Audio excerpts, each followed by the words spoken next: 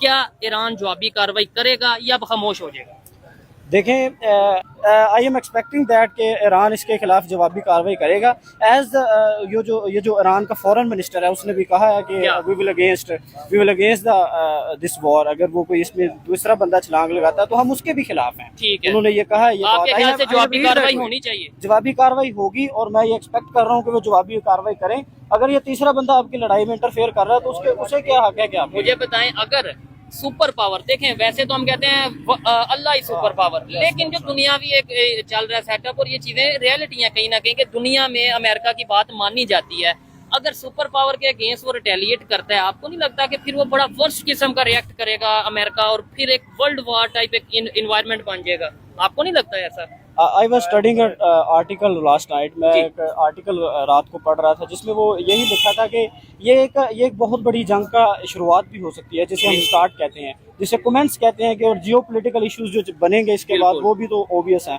अब देखें ना, एक बहुत बड़े country which is a super power and leading the world, आप उनके खिलाफ इस तरह से आप जिस तरह ओपनली कोई एक्ट नहीं कर सकते या रिएक्ट नहीं कर सकते, आप उनको कह रहे हैं कि वी विल अगेंस्ट यू।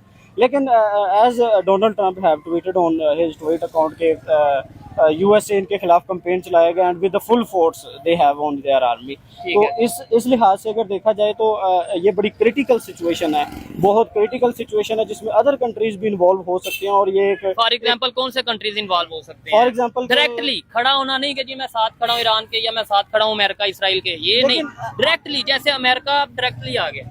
लेकिन डायरेक्टली अमेरिका के खिलाफ मैं नहीं एक्सपेक्ट कर रहा कि कोई कंट्री आएगा। चाइना वो उनके साथ अदर अफेयर्स हैं उनके। चाइना जो है ना वो उनकी इकोनॉमी को डाउन करना चाहता है, यूएस उनकी इकोनॉमी को डाउन करना चाहता है। They are against on the pool points. नहीं, आपने शायद सुना ही होगा, देखने वालों ने भी सुना होगा कि चाइना, रशिया ऐसे कंट्रीज की तरफ से, नॉर्थ कोरिया की तरफ से स्टेटमेंट्स आती रही हैं डायरेक्टली या इनडायरेक्टली। नहीं, उन्होंने बोला है कि अगर अमेरिका इन्वॉल्वमेंट करेगा तो हम भी करेंगे। आपको लगता है ये पॉसिबल है? मुझे नहीं लगता कि ये पॉसिबल है, क्योंकि they are the super powers, they are all the super powers and this will be the even if this war is started this will be the end of this even countries. ठीक हो गया, मतलब पूरी दुनिया को नुकसान पहुंचेगा। पूरी दुनिया को नुकसान। ठीक है, इस टाइम ऑयल की कीमतें सुनने में आ रहा है बढ़ जाएंगी दुनिया भर में, खासतौर पे यूरोपियन कंट्रीज में, क्योंकि ईरान ने ये ऐलान किया कि जो रास्ता जाता है, ठीक है, स्ट्रेट ब्लॉक, वो उसे ब्लॉक कर देंगे। हाँ, और उन्होंने ये भी कहा है कि अगर अमेरिका इसमें मजीद इंटरफेयर करेगा तो हम इनके जो शिप है जो उनके करीब जो मेडिटेरेनियन सी है और whatever the sea they have, ठीक है, और उसके ऊपर वो अटैक करेंगे। बहरीन के जो अड्डे हैं, अमेरिकन अड्डे वहाँ पे मौजूद हैं, उसके ऊपर करेंगे। इसके अलावा और बहुत से जो कवैत के अड्डे हैं, हाँ, उसको वो रिसोर्सेज अपना वो करने की कोशिश करेंगे ना, उनको ब्लॉक करने की कोशिश करेंगे। They what they can do they do. अब आते हैं पाकिस्तान की बात के ऊपर, ठीक है, क्योंकि हम पाकिस्तानी हैं, पाकिस्तान में खड़े हैं, हम मुसलमान भी हैं और ये कहते हैं कि पूरी दुनिया के मुसलमान यूनाइटेड हैं, उम्मत मुस्लिमा यूनाइटेड है। पहले फलस्तीन, गजा, फिर अब ईरान की बारी, इसके बाद पता नहीं किसकी बारी हो सकती है। अगर हम पाकिस्तान किसके साथ खड़ा है? पाकिस्तान भी एक इंडिपेंडेंट है, वो अपनी स्टेट पर खड़ा है। लेकिन नहीं, इस जंग में किसके साथ खड़ा है? जंग में वो अभी तो न्यूट्रल है मेरे ख्याल में, अभी तो वो किसी के साथ भी नहीं खड़ा।